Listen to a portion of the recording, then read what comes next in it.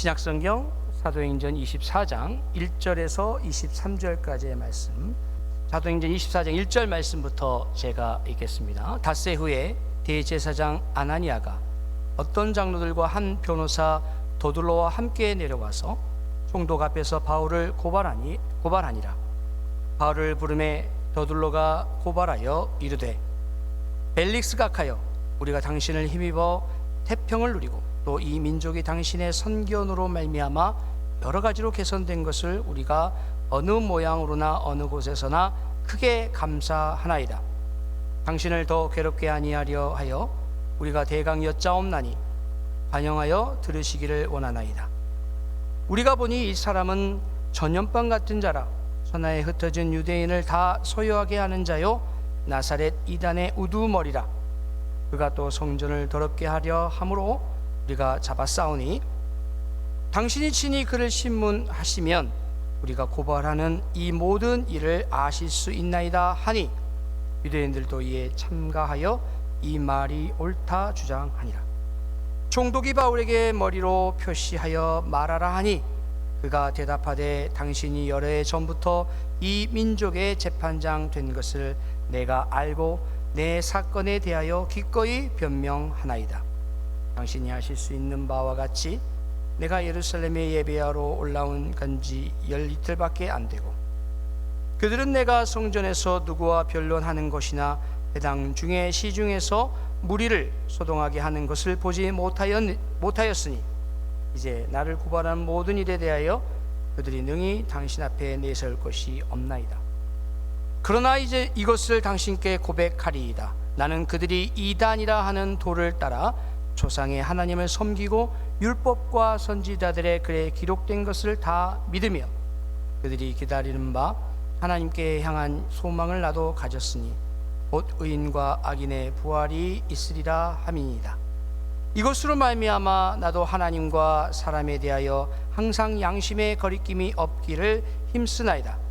여러 해 만에 내가 내 민족을 제물을 가지고 왔어 드리는 중에 내가 결례를 행하였고 모임도 없고 소동도 없이 성전에 있는 것을 그들이 보았나이다. 그러나 아시아로부터 온 어떤 유대인들이 있었으니 그들이 만일 나를 반대할 사건이 있으면 마땅히 당신 앞에 와서 고발하였을 것이요, 그렇지 않으면 이 사람들이 내가 공회 앞에 섰을 때에 무슨 옳지 않은 것을 보았는가 말하라 하소서. 오직 내가 그들 가운데 서서 외치기를, 내가 죽은 자의 부활에 대하여 오늘 너희 앞에 신문을 받는다고 한 이 소리가 있을 따름이니이다 하니, 펠릭스가 이 도에 관한 것을 더 자세히 아는 거로 연기하여 이르되, 천부장 루시아가 내려오거든 너희 일을 처결하리라 하고, 23절 말씀 다 같이 읽겠습니다. 백부장에게 명하여 바울을 지키되 자유를 주고 그의 친구들이 그를 돌보아 주는 것을 금하지 말라 하니라. 아멘. 오늘의 본문의 말씀의 개요는 이렇습니다. 닷새 후에 대제사장은 변호사 도둘로와 함께 내려와서 다시 한번 총독에게 바울을 고소하며 비난과 비방을 합니다. 총독 벨리스는 사도 바울에게 변론의 기회를 줍니다. 그리고 사도 바울은 자신이 받은 고소의 세 가지 죄목인 종교적인 이유에서일 뿐이지 내란과 선동 같은 정치적인 범죄가 아님을 변론합니다.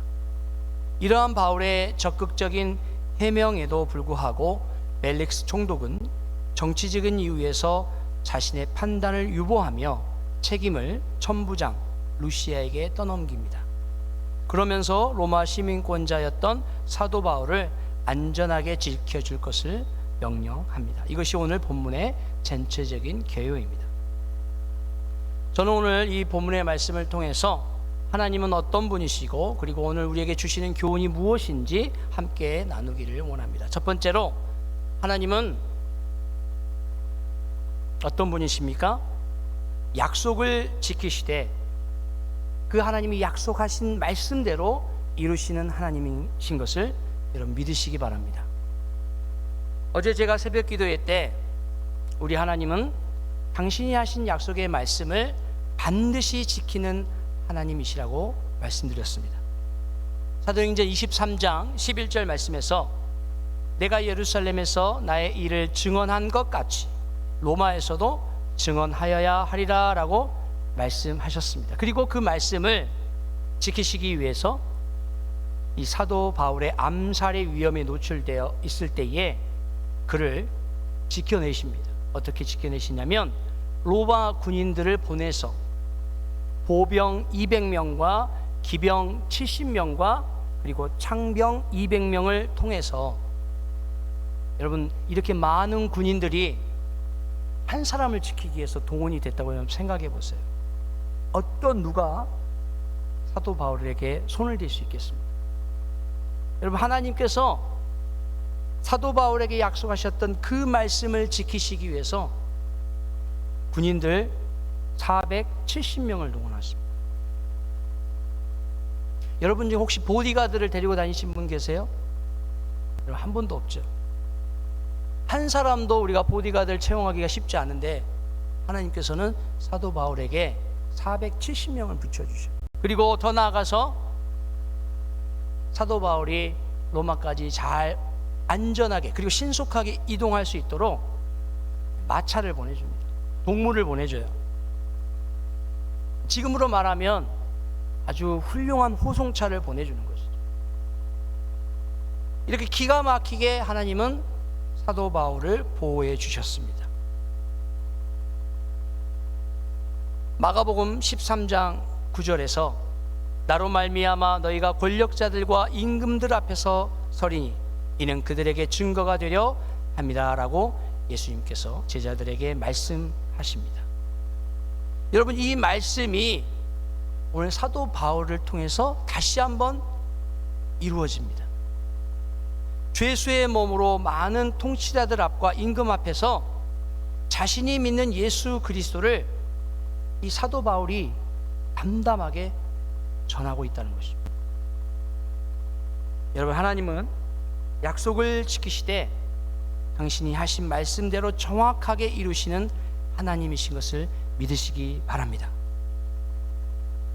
하나님은요, 하신 말씀 1절 1획도 땅에 떨어뜨리지 않으신다고 말씀하셨어요. 인간의 역사의 수레바퀴 속에서 우리는 하나님의 하신 말씀의 흔적들을 볼 수 있어야 돼요. 인간이 살아온 인생을 그리고 그 인류의 모든 히스토리를 볼 때 하나님이 간섭하지 않으신 것이 없음을 믿으시기 바랍니다. 인간의 역사를 뒤적거려 보면요, 하나님이 하셨던 그 말씀이 다 낱낱이 기록되어 있어요. 저와 여러분이 오늘도 하나님의 말씀에 사로잡혀 산다면 하나님 약속의 성취가 날마다 이루어지는 놀라운 경험을 하시게 될 줄 믿습니다. 오늘 하루가 여러분들 인생 가운데 하나님의 말씀이 온전히 응당이 이루어지는 그런 귀한 한 날 되시기를 주님의 이름으로 부탁드립니다. 두 번째로, 우리 하나님은 어떤 분이시는가? 불신자까지도 들어서 사용하시는 하나님이십니다. 하나님은 하나님의 일을 이루시기 위해서 하나님의 사람들을 사용하셔요. 여러분 믿으십니까? 그래서 하나님의 사람들을 사용하시기 위해서 준비시키시고 훈련시키십니다. 여러분 하나님의 사람들 중에 가장 유명한 사람 누가 있습니까? 모세가 있죠. 하나님 모세를 사용하시기 위해서 그를 40년 동안 어디로 보내세요? 애굽에서 훈련시키십니다. 애굽의 왕자로서 각종 지식과 또 문화와 여러 가지 훈련들을 시키셔요. 아주 최고급 훈련을 받습니다. 그런 모세를 또 하나님 어떻게 훈련시키시죠?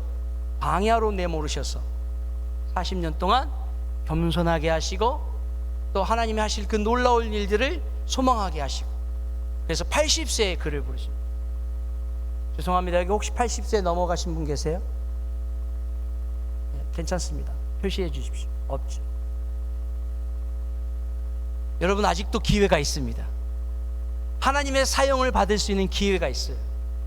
왜요? 모세도 하나님이 80세에 부르셨거든요.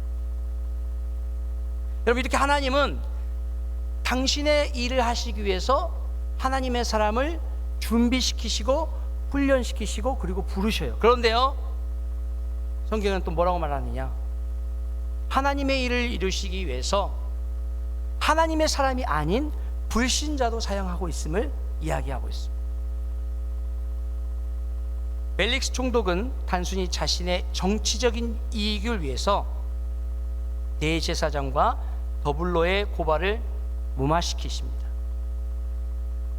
하지만 벨릭스 총독의 이러한 이기적 행동 때문에 사도 바울은 벨릭스로부터 보호를 받으며 로마에까지 안전하게 이동할 수가 있었어요. 심지어 감옥에서 갇혀 있는 동안에도 죄수로서 받을 수 없는 그런 아주 스페셜한 대우까지 받게 됩니다. 오늘 마지막 절에 뭐라고 말합니까? 그의 친구들이 그를 돌보아 주는 것을 금하지 말라.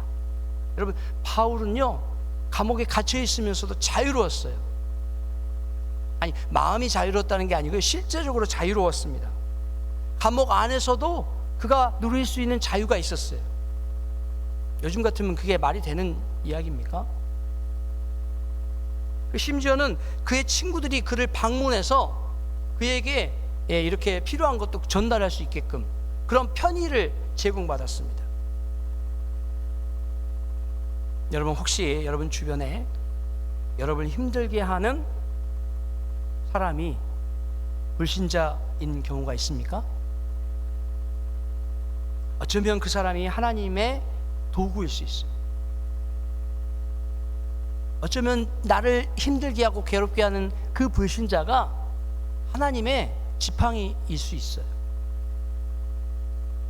조금은 까칠하고 조금은 덜 호의적인 그들이 어느 순간에 내 편이 되어서 나를 위해서 앞장서서 바람막이가 되어질지 모릅니다.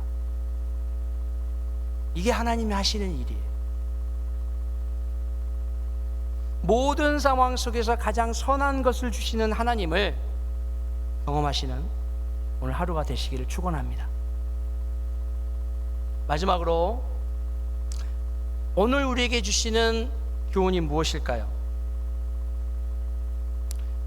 성도는 애매히 고난당할 수 있습니다.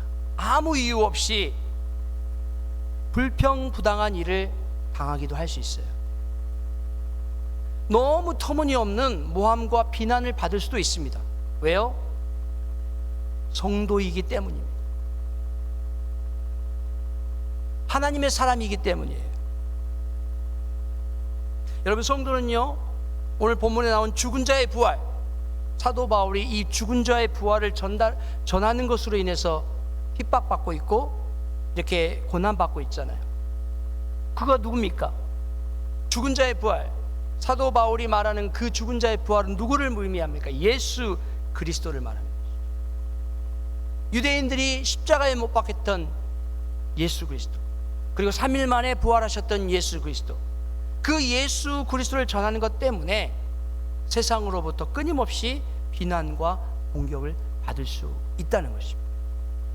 우리는요, 예수 이름으로 고난받는 사람들이에요. 저와 여러분은 예수를 전하는 것 때문에 애매히 그리고 부당하게 그리고 터무니없이 모함과 비난을 받을 수 있는 사람들입니다. 만약 여러분의 신앙생활이 진실되게 한다면 당연히 세상으로부터 미움을 받게 되어 있어요. 오히려 세상으로부터 받는 그 미움은 저와 여러분이 진짜 백이라는 것을, 진짜 예수 그리스도를 믿는 사람이라는 것을 보여주는 증거가 되는 것입니다. 때문에 복음 때문에 애매히 고난당하며 부당하게 대접받는다면 여러분 어떻게 해야 될까요? 기뻐하시기 바랍니다. 투덜대지 마세요. 불평하지 마세요. 아이고, 내가 예수를 이러려고 밀었나? 여러분, 그런 하소연 하지 마세요. 오히려 기뻐하셔야 돼요. 왜요?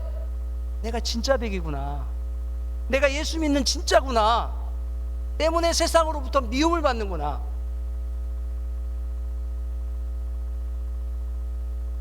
여러분들이 당하는 비난과 고난은 여러분의 부족함이나 연약함 때문에서 오는 것이 아닙니다. 오히려 예수 그리스도가 증거되고 있다는 증거입니다. 여러분이 당하는 고난 때문에 복음 전파의 길이 중단되어질 수 없습니다. 오히려 여러분의 당하는 그 고난 때문에 예수가 전달되어지고 전파되어지는 일이 더 힘있게 될 줄 믿습니다. 오늘도 여러분 성도로서의 정체성을 당당히 드러내며 살아가시기를 부탁드립니다. 여러분 어떻게 그 정체성을 드러내시겠습니까? 예수 그리스도의 이름으로 인해서 고난 받으실 때에 기뻐하시고 감사하시고 또 찬양하시는 그런 여러분들이 다 되실 수 있기를 주님의 이름으로 축원합니다. 기도하겠습니다. 우리 이 시간 함께 기도하실 때에 하나님, 그 하나님의 약속의 말씀이 우리 인생을 통해서 오늘 또 실현되게 하시고 또 기도의 제목들로 나타나게 하여 주옵소서. 더 나아가 우리가 그러한 불평부당한 일들을 당할 때에 우리가 불평하거나 또 우리가 넋두리를 하지 아니하고 오히려 감사하고 기뻐하는 찬양하는 삶을 살게 해달라고 여러분 기도하시고요. 또 기도 부탁드리는 것은 담임 목사님께서 약 2주간의 출타 중이십니다. 그래서 우리 교회가 평안하게 모든 것들이 제각기 위치에서 잘 운영되고 돌아갈 수 있게 해달라고 여러분들께서 함께 기도해 주시기를 주님으로 부탁드리겠습니다. 기도하겠습니다. 하나님 감사합니다. 오늘도 하나님의 말씀이 내 삶 속에 온전히 이루어지고 또 그 하나님의 말씀이 내 삶 속에서 하나님의 영광을 드러내는 삶으로 나타날 수 있도록 축복해 주옵소서. 특별히 2주간 담임 목사님의 부재로 인하여 우리 교회가 온전히 하나님 앞에 또 나아가기를 소망합니다. 각자의 위치에서 흔들림 없이 주님의 말씀 붙잡고 또 성실한 삶으로 또 열심인 삶으로 나아갈 수 있도록 하나님 붙잡아 주옵소서. 감사드리며 예수님의 존귀하신 이름으로 기도 올려